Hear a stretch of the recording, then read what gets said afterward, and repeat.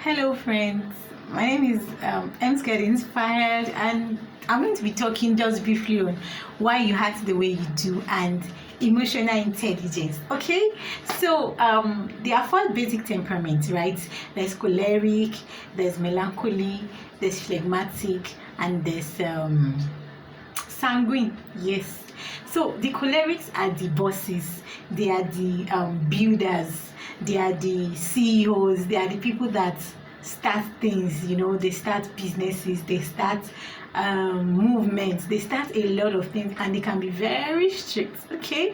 But they are pillars of the society. They are people who start great things. They are people who bring up innovations, bring up ideas, and ensure that things are smooth and running. And I must tell you that we need them in our society. Without them, a lot of things would really go wrong. Okay, and then there are melancholic. Melancholic are perfectionists.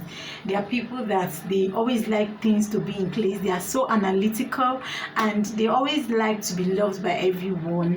Cholerics don't care whether you like them or not. They will say the truth, and they are very blunt human beings. But melancholics like to please people. They like to be in the good books of people, right? And then we also have phlegmatic.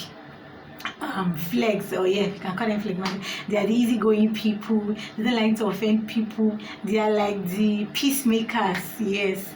They are people that they can be easily controlled, easily manipulated, and they are sometimes they don't really have specific to achieve.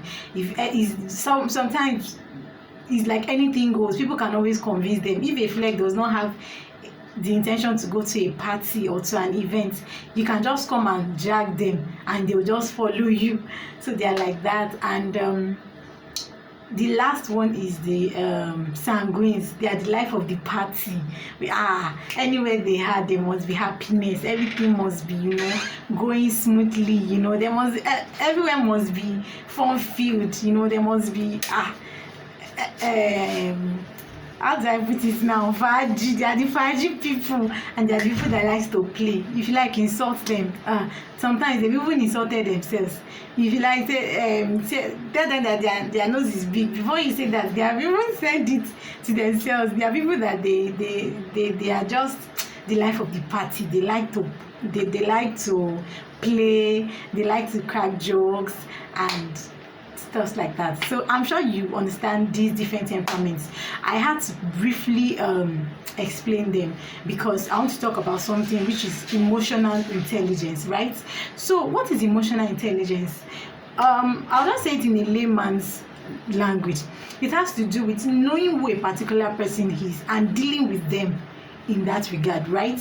So if I have a choleric father, right, I understand that he's very strict. He likes things done in a particular way. So it is not that he's wicked. It is not that he's not caring. It's just that he's principled. It's just that he has things that he wants done in particular ways, right? So I need to understand that about him, that okay, this is the kind of person my dad is.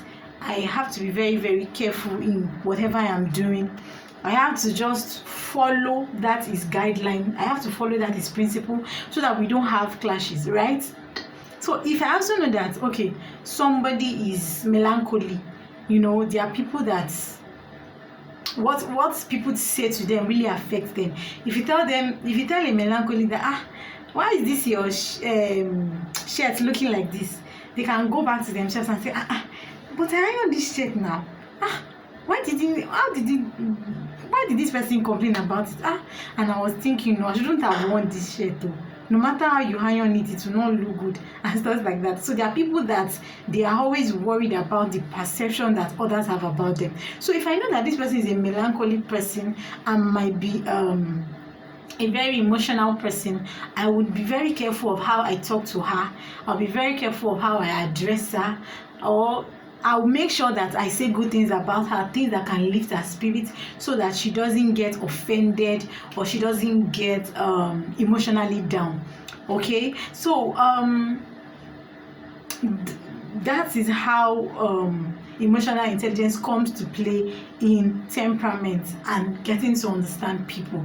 So this is I had to bring up this topic because it's going to help us to reduce how much of conflict we have with people. If you know that, okay, this is the kind of person your boss is, she likes to be addressed this way, she likes to be spoken about this way, she likes the report sent at this time, she likes this. So for me, to the glory of God, I've always been able to deal with my bosses. Like, there's one of my bosses that people always say she's this, she's that. Though there was a time too we had a clash, and but I understood that, see, just know who a person is. Now she's like, we are so close, we don't work together again, we are not in the same country again, but she still checks on me, she still gives me money. So what I'm trying to say is that just know who a person is and deal with them accordingly. With that, you will not have conflict of interest. With that, you will not be having grudges with people. With that, you will not even have to be saying you're sorry all the time. Because don't get me wrong, sometimes there might be few issues to deal with, but it wouldn't be as much as it would be if you know who this person is and you deal with them accordingly. This thing is also very important in marriage, especially with the aspect of love languages. You know that if you are married to a melancholy like me, you have to always say good things to me. I don't know if that is how all melancholies are, but you have to always say good things to me. You have to always make me feel important. But really, that's how some of us are. And if you're married to a choleric, you know that this person is principled. You get to learn what this person likes, learn this person's principles and basic view of life, and you'll be able to live peaceably. So it is very, very important that we know each other's temperament.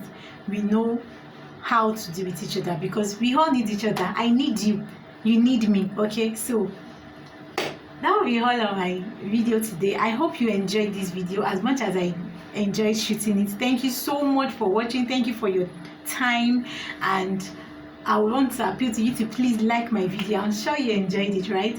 So like, please comment. I always like to hear from my subscribers. Also, do me well this video with others that you think you need to hear.